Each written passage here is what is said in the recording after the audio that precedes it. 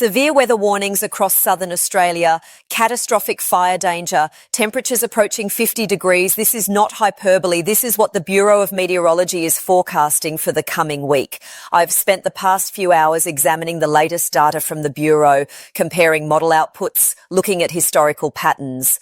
What's shaping up is potentially one of the most significant heat waves in Australian history. And I don't to say that lightly. Let me start with where we are right now, Sunday the 25th of January. Then we'll work through what's coming region by region and what you need to do about it. The temperature contrast across the country today is massive. Darwin S sitting at 32 degrees with humidity over 80%. Typical wet season conditions up in the top end.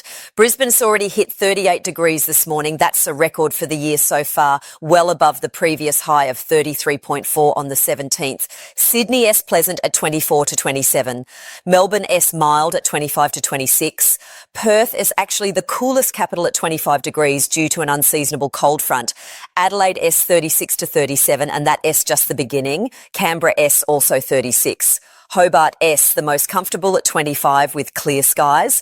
That spread from 25 degrees in Hobart and Perth to 38 in Brisbane. Shows you how different air masses are positioned across the continent right now. And it's the clash between these systems over the next week that is going to create the extreme conditions. Let me talk you through the meteorology, because understanding what is happening helps you prepare properly. We've got a massive high-pressure system sitting over the Tasman Sea. It's been stationary for days, blocking any relief from the east. At the same time, a deep heat trough has developed across inland Australia, stretching from the Northern Territory down through South Australia into Western Victoria. This trough is dragging superheated air from the interior, air that has been baking over the desert for weeks. The Access model, the Bureau's primary forecasting tool, shows this pattern intensifying through the week. The European model agrees. The GFS is slightly more aggressive with the peak temperatures.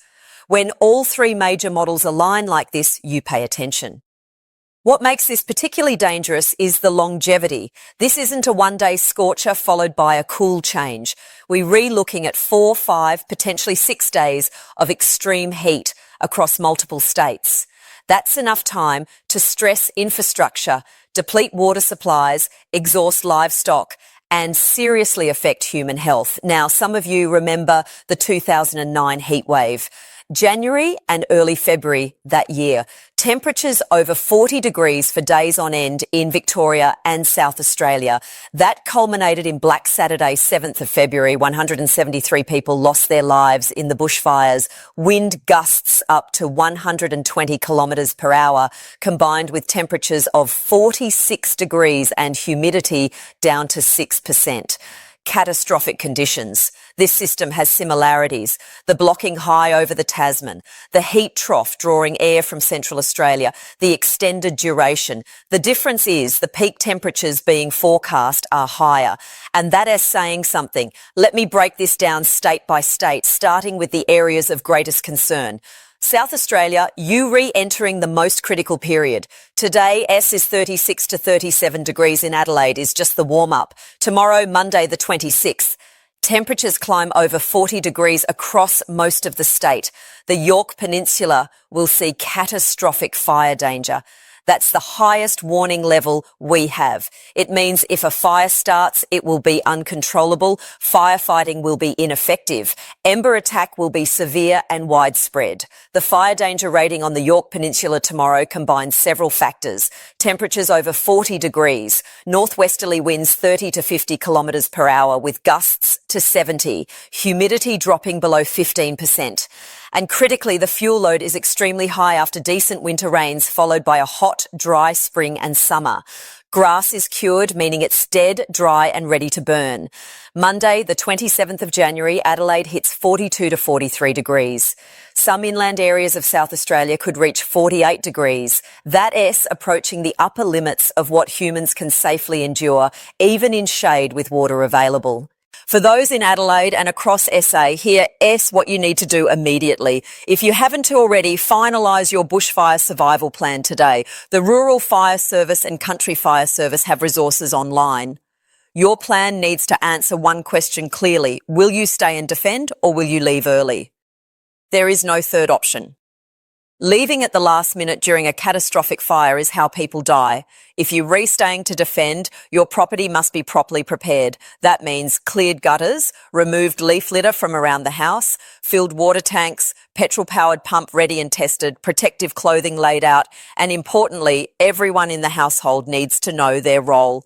If you have any doubt about your ability to defend, leave early. If you are leaving, go today or tomorrow morning at the latest.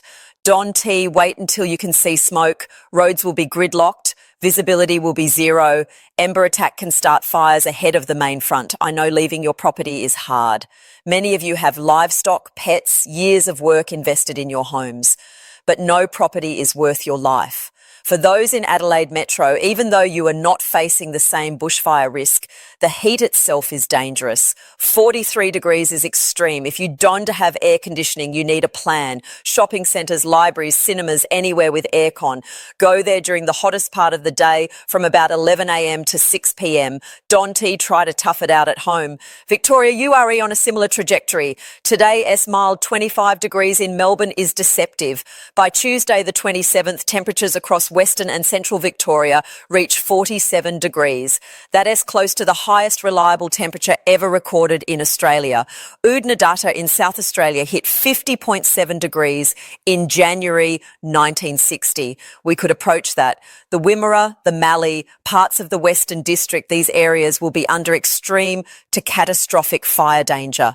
The same preparation advice applies. If you in a bushfire-prone area, your survival plan needs to be enacted now, not when you smell smoke. Melbourne Metro will hit the mid-40s. The City S infrastructure isn't designed for this. Trains will be speed restricted because rails can buckle. Power networks will be stressed because everyone running aircon simultaneously. There may be planned outages to prevent total grid failure. Charge your phones, fill your bathtub with water before Tuesday, have supplies for at least 24 hours without power. New South Wales, particularly Western New South Wales, you are also in the firing line. Temperatures could reach 48 degrees in some inland areas. Broken Hill, Ivanhoe, Burke, you know what heat is, but this is extreme even by your standards. Canberra S forecast shows the pattern clearly. Today, Sunday, 36 degrees. Tomorrow, Monday, 36 degrees. Tuesday, 42 degrees. Wednesday, 42 degrees or higher. Today will actually be the coolest day of your week. That diurnal range, the difference between overnight minimums and daytime maximums is huge, over 20 degrees. Mornings start cool at 13 to 15 degrees, giving a false sense of relief. Then temperatures skyrocket by midday. For Canberra residents, you are in an unusual position. You are a city surrounded by bush. The 2003 fires, 18th of January, showed how vulnerable you are. 4 people died, nearly 500 homes destroyed. Those fires moved at speeds up to 25 kilometres per hour. In catastrophic conditions, they can move faster. If you live on the urban bushland interface suburbs like Duffy, Rivet, Chapman, anywhere backing onto reserves or pine forests, you need a plan. The ACT Emergency Services Agency will be issuing warnings. Monitor their app constantly. Queensland, you dealing with a different beast. Brisbane S, 38 degrees today with humidity 75 to 80% makes it feel like the mid-40s. That oppressive, sticky heat is exhausting. You can cool down. Sweat doesn't evaporate effectively. Your body's cooling mechanism is compromised. Southern Queensland, particularly inland areas, could see temperatures hit 47 degrees later in the week. But unlike SA and Victoria, where it's dry heat, you've got moisture in the air. That combination is more dangerous for human health. Heat exhaustion and heat stroke happen faster in humid conditions. Brisbane residents, you're not used to this. Your houses are built for ventilation, not insulation. Timber Queenslanders with high ceilings and breezeways work well in normal heat, but struggle in extremes. If you have aircon, use it. If you don't, wet towels over fans can help, but realistically, you need to get to air-conditioned spaces. Check on your elderly neighbours. Queenslanders are friendly. You know your neighbours. Make sure they're recoping. People over 65 are particularly vulnerable to heat stress. So are young kids, pregnant women and anyone with chronic health conditions. Now, let's talk about the areas that are safer. Sydney, You are relatively protected. The ocean moderates your temperatures. Today, 24 to 27 degrees is typical summer weather.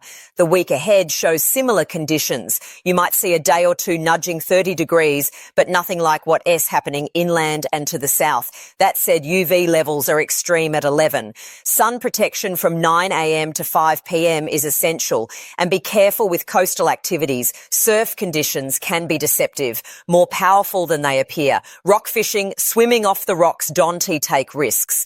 Hobart, UV escaped the worst of it. 25 degrees today, mornings down to 9 to 12 degrees. Perfect weather for bushwalking, coastal activities, anything outdoors. However, Tuesday the 27th shows temperatures possibly hitting 32 degrees. For Hobart, that would be the hottest day of summer so far. Not extreme by mainland standards, but unusual for you. Perth, you are in an odd situation. That unseasonable cold front has brought cooler air. 25 degrees today, possibly some light showers. You're actually cooler than Sydney, which is pretty unusual for midsummer. Make the most of it. By the end of the week, your temperatures climb back into the mid-30s. Darwin, you are in typical wet season pattern. 32 degrees, humidity over 80%, high chance of thunderstorms this arvo and evening. Rainfall could be anywhere from 2 millimetres to over 20 millimetres. UV is extreme at 13 despite cloud cover. Plan outdoor activities for the morning. Avoid the arvo when storms are most likely. Let me talk about the health implications because this is critical. Heat kills more people in Australia than any other natural disaster, more than bushfires, floods, cyclones or storms. It's just less dramatic, so it doesn't make headlines the same way. Heat stress progresses in stages. First, you get heat exhaustion. Symptoms include heavy sweating, weakness, dizziness, nausea, headache, muscle cramps. Your skin might feel cool and clammy despite the heat. If you notice these symptoms in yourself or anyone else, get to a cool place immediately. Drink water slowly, loosen clothing, apply cool wet cloths. If heat exhaustion isn't treated, it progresses to heat stroke. That is a medical emergency. Symptoms include high body temperature over 40 degrees, hot dry skin or profuse sweating, confusion, loss of consciousness, seizures. Heat stroke can kill quickly. Call 000 immediately. Prevention is straightforward but requires discipline. Drink water constantly, even when you're not thirsty. Your thirst mechanism lags behind your actual hydration needs. Aim for a glass every 15 to 20 minutes during peak heat. Avoid alcohol and caffeine, they rediuretics, making dehydration worse. Wear light, loose-fitting, light-coloured clothing. Natural fibres like cotton and linen are better than synthetics. Wide-brimmed hat, sunglasses, SPF 50-plus sunscreen reapplied every 2 hours. Avoid strenuous activity during the heat of the day. If you need to work outside, do it early morning or late evening. If you must work during the day, take frequent breaks in shade, drink constantly, watch for symptoms in yourself and workmates. Never, and I mean never, leave kids or pets in cars. Not even for 5 minutes. Not even with windows cracked. In 40-degree heat, the inside of a car reaches 60 degrees within minutes. That's lethal. If you are on medication, check with your doctor or pharmacist. Some medications affect your body's ability to regulate temperature or increase dehydration risk. Blood pressure medications, diuretics, antihistamines, some antidepressants all can increase heat vulnerability. For those with livestock, you are already thinking about this. Cattle and sheep need shade and constant access to water. Check water troughs multiple times per day. In extreme heat, animals can drink twice their normal intake. Bore pumps and windmills need to be working. If you ree on tank water, you might need to truck water in. Horses are particularly vulnerable to heat stress. They can sweat effectively in extreme heat. If you have shade structures, consider bringing them into stables during peak heat with fans running. Hosing them down helps, but use icy water lukewarm is better. Poultry suffer badly in heat. Chickens can die at 40+ degrees. Shade cloth overruns, frozen water bottles in the coop, adding electrolytes to their water all help. Now, the bushfire risk. I've mentioned this for specific regions, but let me be comprehensive. Tomorrow, Saturday the 26th of January, extreme fire danger is widespread across South Australia and Western Victoria. Catastrophic fire danger on the Yorke Peninsula. Residents there need to act today. If your plan is to leave, leave today. Don T, wait until tomorrow morning. Total fire bans are in place. That means absolutely no fires whatsoever. No barbecues, including gas, no campfires, no burning off, no welding, no angle grinding, no lawn mowing if conditions are dry and grass could spark. Vehicles driving on dry grass can start fires from hot exhaust systems. If you're reusing machinery, be aware. Slashers, harvesters, chainsaws, metal on metal create sparks. In catastrophic conditions, one spark is all it takes.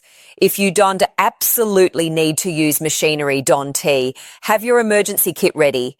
Important documents in waterproof bags, passports, birth certificates, insurance papers, photos, medications for at least a week, change of clothes for everyone, torch with spare batteries, battery-powered radio, phone charger, preferably solar or battery, water, at least 3 litres per person. Some non-perishable food, know your escape routes, not just one, at least 2, ideally 3. Fires can cut roads quickly. If your primary route is blocked, where do you go? Drive those routes now while conditions are calm. Check for roadworks, bridge closures, anything that might slow you down. Download your state's emergency app right now. In SA, it's the SA Emergency app. Victoria has Vic Emergency. New South Wales has Fires Near Me and Hazards Near Me. Queensland has the QLD Fire and Emergency Services app. These apps give real-time warnings, road closures, evacuation orders. Set notifications to alert you immediately.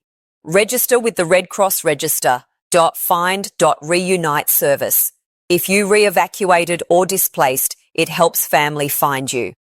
In the chaos of an emergency, phone networks can fail. The Red Cross system works independently. Community fire refuges are a last resort, not a first option. They re-places of relative safety when you can to evacuate and can to defend your home.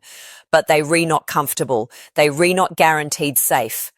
Your first priority is to leave early or defend adequately. For those staying to defend, understand what you are committing to. You'll be wearing full protective clothing, long pants, long sleeve shirt, leather boots, gloves in 40+ degree heat while fighting fires for potentially 12 hours. You'll be exposed to radiant heat that can blister skin. Ember attack will be constant. Smoke will make breathing difficult. Visibility will be near zero. Your house needs to be defensible.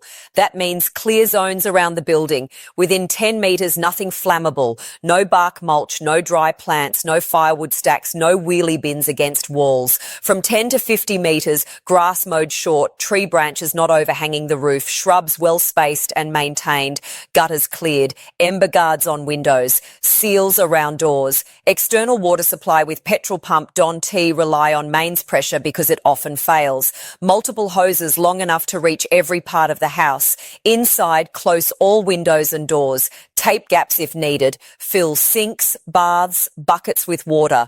Wet towels to block smoke. Move furniture away from windows. Close internal doors to create compartments. Have safe room identified, usually a bathroom or laundry with water access and few windows. If the fire front passes and your house is still standing, the danger isn't over. Ember attack can continue for hours. Spot fires can start in roof cavities, in wall spaces, under decks.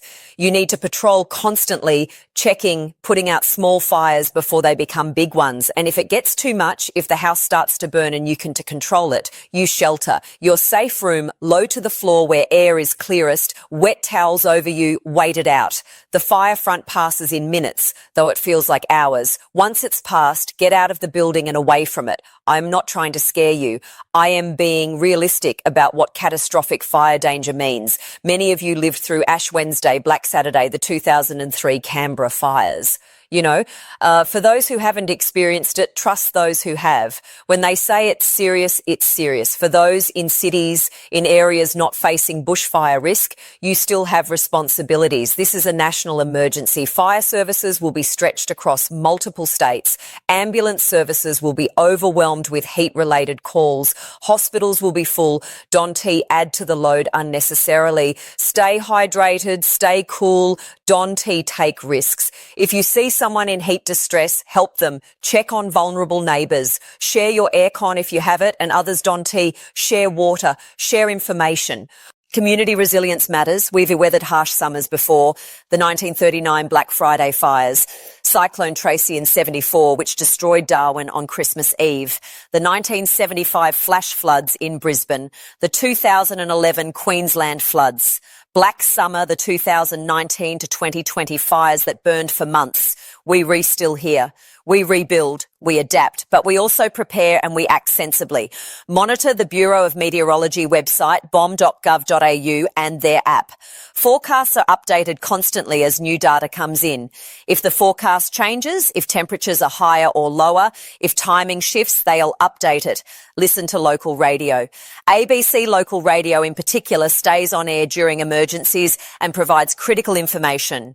Know your local ABC frequency. Follow your state emergency services on social media. They're really good about pushing updates, but apps are more reliable than social media in a crisis. If you are told to evacuate, evacuate. Emergency services don't issue evacuation orders lightly.